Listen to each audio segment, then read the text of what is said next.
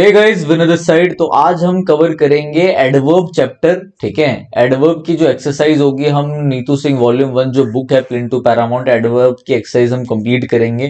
Total हमारे 39 questions हैं, हर question को हम अच्छे से डिटेल में देखेंगे। ठीक है, इससे पहले भी हमारी पूरी एक्सरसाइजेज हैं, वो आप देख सकते हो।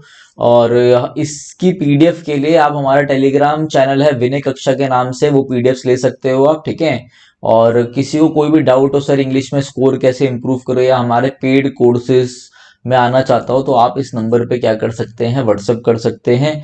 अगर किसी को इंग्लिश में कोई डाउट हो, समझ में ना आ रहा हो, तो भी यहाँ पे आप पूछ सकते हो। ठीक है, तो चलिए वीडियो को स्टार्ट करते हैं। स्टार्ट करने से पहले मैं एडवर्ब की दो चीजें आपको रिकॉल कराना चाहूंगा, तो वो अच्छे से पढ़ लो आप। पहला है, देखो एडवर्ब एज, ये जो वर्ड है ना as adverb as can be used with किस किस वर्ड के साथ हम एज का यूज कर सकते हैं? Regard, describe, define, treat, view, know. ठीक है, किन किन वर्डों के साथ हम इग्नोर करते हैं, नहीं यूज करते? नेम, इलेक्ट, जब भी सिलेक्ट करने की बात हो, किसी चीज को कंसिडर करने की बात हो, चूज करने की बात हो, मतलब चूज कैसे क्या करते हो आप? अपॉइंट करते हो, इलेक्ट करते हो। ठीक है, इलेक्शन में इलेक्ट करते हो आप। नेम, थिंक, कंसीडर, कॉल करना, चूज करना, मेक करना, इनके साथ एज का यूज आप नहीं करते, एडवर्ब एज का यूज आप नहीं करते। ठीक है, ये एक दो चीजें मैं आपको याद कराना चाहता था, क्योंकि आपने पूरा चैप्टर पढ़ ही लिया होगा एडवर्ब। अब दूसरी चीज आपको ध्यान रखना है, देखो कुछ वर्ड है हमारे, मैं यहाँ पे लिख देता हूं।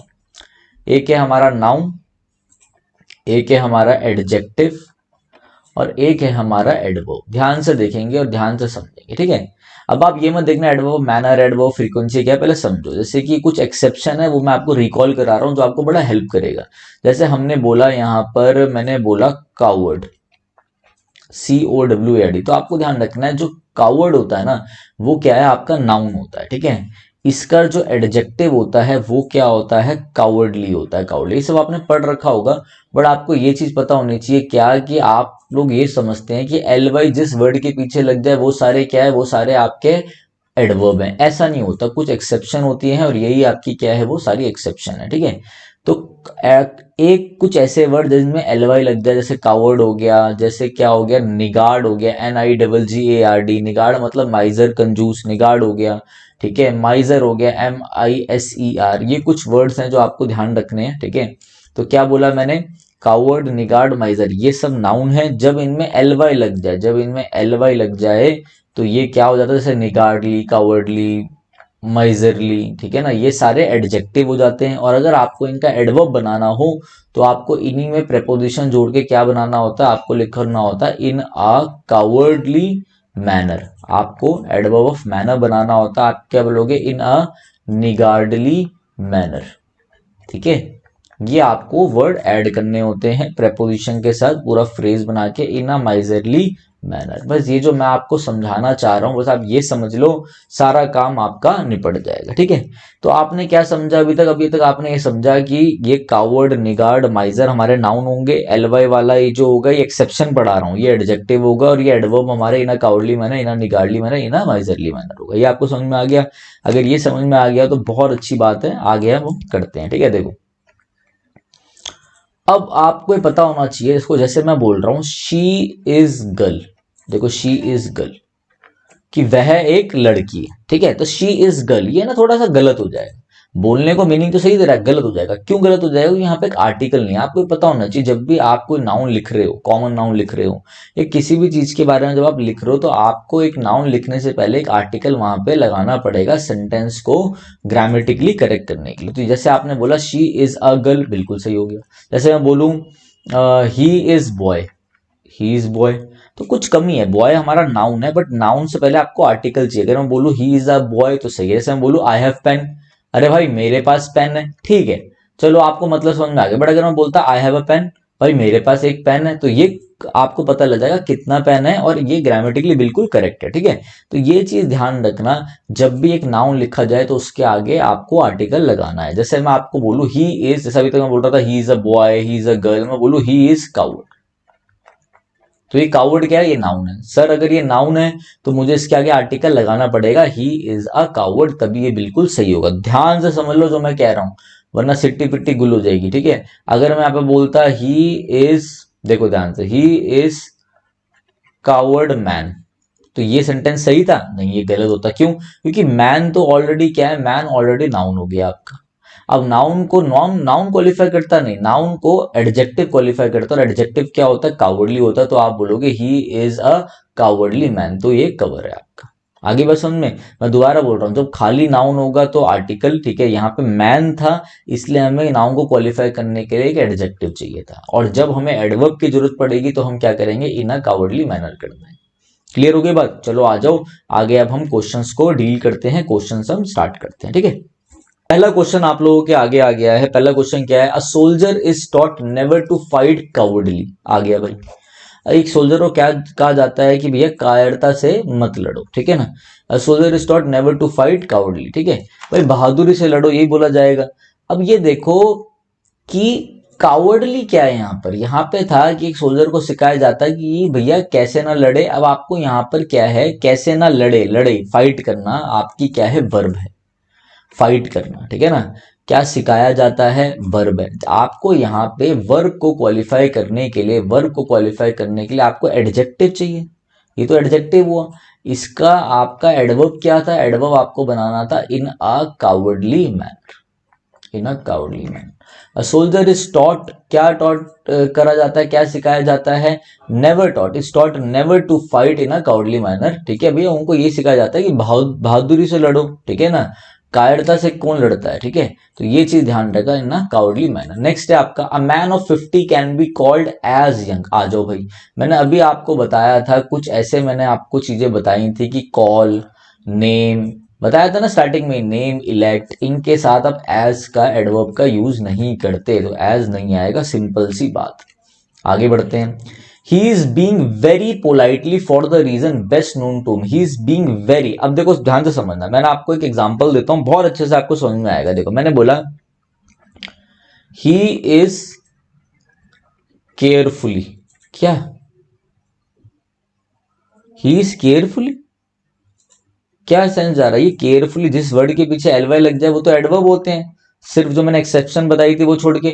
मैं ये समझाना चाह रहा हूं, मैं ये लिखता कि ही इज केयरफुल, भाई वो बंदा जो है ना, वो बंदा बड़ा ही सावधान रहता है, सावधान है, ठीक है, केयरफुल है, विजिलेंट है, तो ही इज केयरफुल। मतलब जैसे मैंने एलवाई लगाया तो ये एडवर्ब था, बट आपको ये बात समझनी है कि ये तो बिल्कुल गलत सेंस दे रहा है, ये ही इज केयरफुल तो बिल्कुल सही है। जैसे हमने बोला ही इज केयरफुल, बिल्कुल अच्छा लग रहा है हमें, ठीक है। जैसे मैंने बोला जैसे मैं बोलूं शी इज वाइज, बिल्कुल सही लग रहा है। तो आप ये देखो, जब मैं ये इज लगा रहा हूं ना, जब बी की फॉर्म लगती है तो बी की फॉर्म के साथ एडजेक्टिव का यूज होता है। ये छोटी सी बात आपको दिमाग में डालनी पड़ेगी, जो बी की फॉर्म है इनके साथ एडजेक्टिव यूज हो रहा है। एडजेक्टिव वाइजली लिखता तो वो गलत हो जाता, हमें एडवर्ब यूज नहीं करना, ये एडवर्ब थी यहाँ पर। पहली बात समझ में आ गई बात।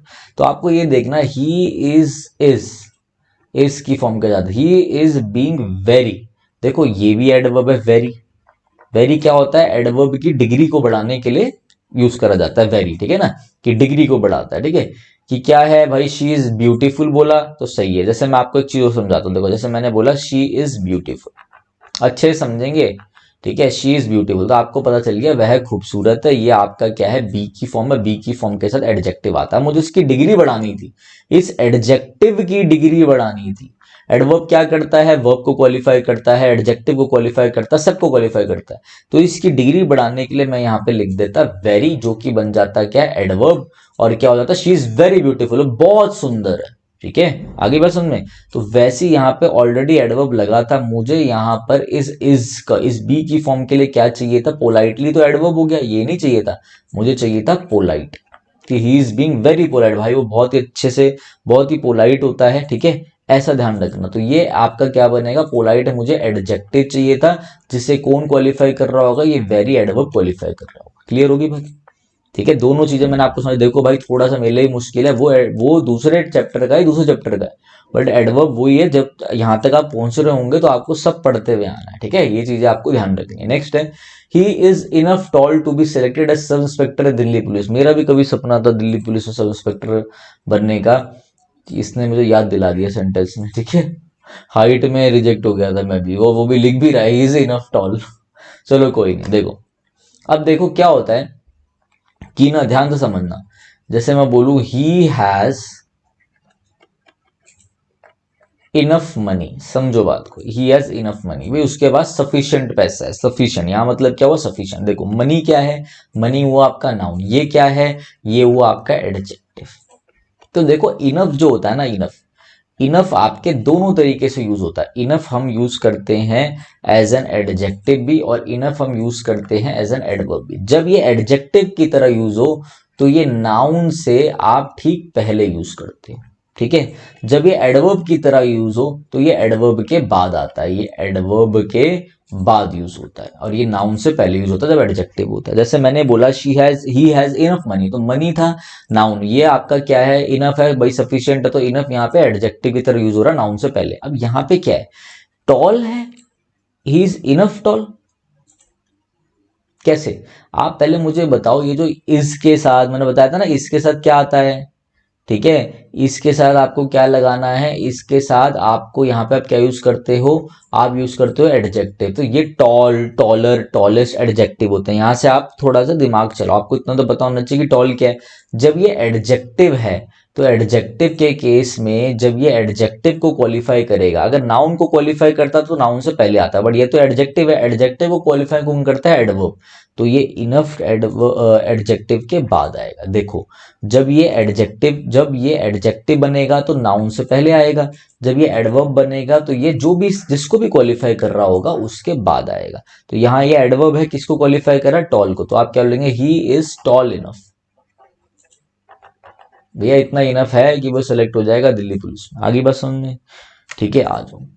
ही is niggard and saves each and every पैसा। अब देखो मैंने आपको बताया था ना, ही इज कावर्ड बताया था मैंने, कावर्ड मैंने बोला था नाउन है, सेंटेंस बिल्कुल गलत हो जाएगा अगर मुझे ऐसे लिखना है तो, ठीक है। अगर मैं लिखूंगा ही इज कावर्डली तो वो एडजेक्टिव वो सही जाएगा, बट अगर मैं नाउन लिख रहा हूं तो मुझे एक आर्टिकल डालना पड़ेगा। तो वैसे निगार्ड के केस में भी मुझे यहाँ पे एक आर्टिकल डालना पड़ेगा, ही इज अ निगार्ड। आगे बात सुन में, 5 क्वेश्चन हमने कर लिए हैं और अभी तक सारा आप लोगों को समझ में आ गया होगा। आगे देखते हैं।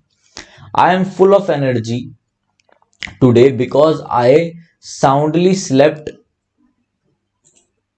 Last night. I am full of energy today because I क्या, देखो भाई जब भी आपको एडवर्ब यूज करना होता है, एडवर्ब की मैं आपको पोजीशन बता दूं, हमेशा आपको ध्यान रखना है एडवर्ब मेन वर्ब के बाद आएगा। अगर कहीं पे ऑक्सिलरी, कहीं पर हेल्पिंग वर्ब गिवन है तो हेल्पिंग वर्ब लिखोगे, उसके बाद एडवर्ब लिखोगे और उसके बाद मेन वर्ब आती है, मतलब एडवर्ब मेन वर्ब के बाद आएगा।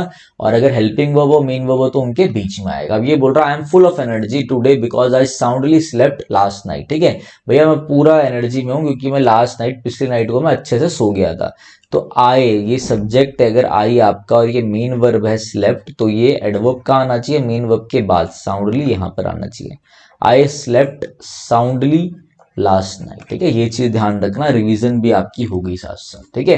देखो यही चीजें आपको पढ़ाई जाएंगी, ठीक है ना, बट मैं आपको कुछ इसकी एक्सेप्शन भी होगी, एक दो वो बता दूंगा, वो ज्यादा इंपॉर्टेंट नहीं है बट मैं आपको समझा दूंगा। Next, I did not know hardly anyone in the college and so I felt lonely all the time. I did not know hardly, hardly तो ऑलरेडी बोल दिया कि ना के बराबर ही मैं किसी को जानता हूं, तो यहाँ पे डिड नॉट फिर लिख रहा हूं, मैं नहीं जानता, ऐसे मैं लिख रहा हूं मैं नहीं जानता, मैं आई डिड नॉट नो मैं नहीं जानता, फिर लिख रहा हूं नहीं जानता है ना के बराबर।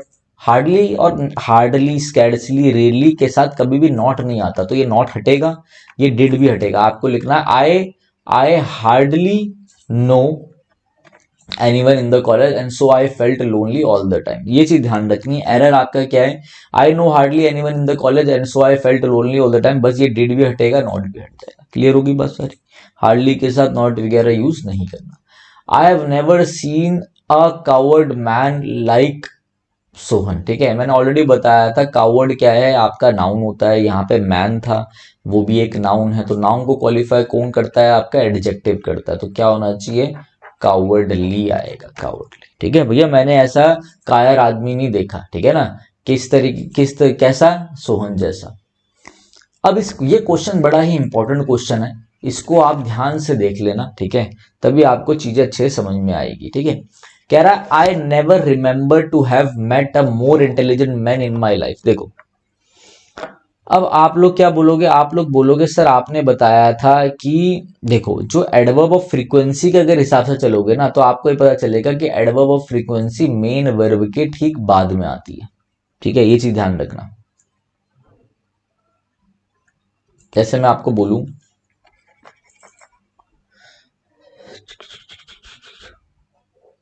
देखो ये क्वेश्चन है हमारा क्वेश्चन नंबर 9। ये क्वेश्चन नंबर 9 मैं आपको लास्ट में समझाऊंगा। ठीक है, लास्ट में, बिल्कुल लास्ट में क्वेश्चन नंबर 9 समझेंगे हम। आगे आ जाओ। I refuse to company him because he was so boring. जब आप पार्टिसिपल यूज करो, प्रेजेंट पार्टिसिपल टाइप जब आप यूज करो, तो हमेशा ध्यान रखना इनके साथ आप वेरी का यूज करो। वेरी का पॉजिटिव जब कोई बात बोल रहे हो तो वेरी का यूज करना, और मच का यूज करना है आपको पास्ट पार्टिसिपल के साथ। पास्ट पार्टिसिपल के साथ, पास्ट पार्टिसिपल, ये चीज ध्यान रखना। देखो एडवर्ब जो है वो 150 इंग्लिश ग्रामर रूल्स में से मेरी एडवर्ब देख लेना, मतलब जो वो हमारी पूरी मैराथन है उसके बाद एडवर्ब के पॉइंट आएंगे 4-5, वो देख लेना, फिर ये वीडियो देखना। ये कहीं से एडवर्ब पढ़ने के बाद देख लेना, तभी आपको बड़ी अच्छी लगेगी। ठीक है, आई रेफ्यूज टू कंसिडर हिम। देखो कंसीडर करना, कंसिडर, कॉल, अपॉइंट, इनके साथ एज नहीं आता, सिंपल था ये। Next, I see him often at the bus terminal. ठीक है, ऑफन, फ्रीक्वेंसी, देखो एडवर्ब ऑफ फ्रीक्वेंसी जो है, adverb of frequency, adverb of frequency हमेशा आपका मेन वर्ब से पहले यूज होता है, ध्यान रखना। एडवर्ब ऑफ फ्रीक्वेंसी आपका हमेशा मेन वर्ब से पहले यूज होगा। I often see him, I often see. ठीक है, ये चीज ध्यान रखना। Mangoes taste more sweetly than any other fruits. देखो पहली बात तो आपको ध्यान रखना, जब भी टेस्ट की बात हो रही हो, ठीक है, जब भी सेंसेशन की बात हो रही हो, तो ये एलवाई लग के आपके एडवर्ब नहीं आते, आप हमेशा इनके साथ एडजेक्टिव का यूज करते हो। एडजेक्टिव का, यहाँ पे एलवाई नहीं, यहाँ पे एडजेक्टिव चाहिए था, स्वीट। और अगर आप किसी का किसी चीज से कंपेयर कर रहे हो, तो कंपेरेटिव के लिए आपने मोर स्वीट प्लस में देन लगा दिया। ठीक है, ये चीज ध्यान रखना। Mangoes taste more sweet than any other fruit of his world. ठीक है, मैंगोस का कंपैरिजन किससे हुआ है? मैंगोस का कंपैरिजन दूसरे फ्रूट से हुआ है। उन फ्रूटों में क्या मैंगोज इन्वॉल्व है? नहीं है। मैंगोस को हमने अदर लगा के छाड़ दिया। जो बच्चे समझ रहे होंगे, क्वेश्चंस करते होंगे, वो मेरी इस बात को समझ गए होंगे मैंने क्या बोला। अदर लगा के आप उस क्लास से हट जाते हो। ठीक है, अगर मैं बोलता mangoes taste more sweet than any fruit, any fruit में मैंगोस खुद भी आ जाता। खुद का बंदा खुद से तो कंपैरिजन करेगा नहीं, ये चीज ध्यान रखनी है। और टेस्ट के बाद आप एडजेक्टिव का यूज करें। नेक्स्ट हमारा आता है 14th question. My father is very quicker than I. देखो मैंने बोला था ना कंपेरेटिव डिग्री के साथ, देखो हमेशा ध्यान रखना वेरी का यूज हम करते हैं प्रेजेंट पार्टिसिपल के साथ। सर प्रेजेंट पार्टिसिपल क्या होता है? जिसमें आईएनजी फॉर्म आती है। दूसरा, हम वेरी का यूज करते हैं किसके साथ? हम वेरी का यूज करते हैं पॉजिटिव डिग्री के साथ। वैसे हम मच का यूज करते हैं किसके साथ? पास्ट पार्टिसिपल के साथ। पास्ट पार्टिसिपल क्या होता है? जिसमें ईडी फॉर्म आती है। ठीक है, वर्ब की ईडी फॉर्म। ठीक है ना, जैसे टेक्स्टेड बोल दूं, अमेज्ड बोल दूं। और इनका हम मच का यूज किसके साथ करते हैं? हम करते हैं कंपेरेटिव डिग्री के साथ। कंपेरेटिव डिग्री के साथ। तो इधर देखो ये है कंपेरेटिव डिग्री, यहाँ पे वेरी नहीं, यहाँ पे क्या आना चाहिए? आपका मच आना चाहिए। He is much quicker than I at chess. ठीक है, ये चीज हो गया। नेक्स्ट देखते हैं हम लोग। तो एक छोटी सी इंफॉर्मेशन आप लोग ले लीजिए। देखो ये हमारी ऐप है विनय कक्षा, आप ऐप डाउनलोड कर सकते हैं प्ले स्टोर से। ठीक है, और जो भी iOS यूजर हैं या फिर जो भी ऐप वाले भी, अगर उनको दिक्कत है, कोई चीज पूछनी है किसी चीज से रिलेटेड, तो आप इस नंबर पे हमें व्हाट्सएप करके पूछ सकते हो सर प्रिपरेशन कैसा करें या जो भी। ये हमारी ऐप है, ऐसे ऐप खुलेगी। यहाँ पर एसएससी के कोर्सेज हैं, डीएसएसबी के लिए। अब यहाँ पे आपको टेस्ट सीरीज में जाना है। अगर कोई बच्चा प्रैक्टिस करना चाहता है, टेस्ट सीरीज में जाके हमारे आपको 2 टेस्ट मिलेंगे। तो आज मैं आपको एवेंजर वोकेबलरी टेस्ट सीरीज जो मैं भी नई बना रहा हूँ उसके बारे में आपको बताता हूँ। यहाँ पर आपको 1000 one word substitution previous year, 1000 idiom and phrasal, 1000 सिनोनियम, 1000 antonym, फिर जितने भी आपके फ्रेजल वर्ब्स हो गए। अभी जो रिसेंटली एसएससी सीएचएसएल या सीपीओ में 2024 वाली वोकैब आई है, वो मतलब आप ये मान लो 2024 से लेके 2018 तक की जितनी वोकैबलरी है, चाहे सिनोनिम्स हो, एंटोनियम्स हो, ईडियम्स हो, जो भी हो, वो सारे आपको मिलेंगे। जो हमारा प्राइस है वो 249 का है, बट अभी कुछ हमने उसके प्राइस को क्या कर दिया है, 199 का कर दिया है। ये तो टेस्ट सीरीज फॉर्म में रहेंगे, मतलब जैसे कि आपको एक क्वेश्चन आया, 4 ऑप्शन हुए और आपको टिक मार्क करके आंसर बताना होगा। सॉल्यूशन में सारा डिटेल एक्सप्लेनेशन गिवन होगा। अनलिमिटेड आप टेस्ट लगा सकते हो। और मेरे हिसाब से कोई बच्चा पूछता है कि सर वो क्या कहाँ से पढ़े, क्या बुक पढ़े, आप बस अगर ये टेस्ट लगा लोगे ना, मतलब 1000 1000 1000 4000, मतलब मैं आपको बताता हूँ इसमें 6000 प्लस वोकेबलरी होंगी, वो भी सारी प्रीवियस ईयर, चाहे आप डीएसएसबी का एग्जाम हो, चाहे आपका एसएससी का हो, चाहे कोई भी एग्जाम हो, तो ये सफिशिएंट। अगर आप ये लगा लोगे तो आपका काम बन जाएगा।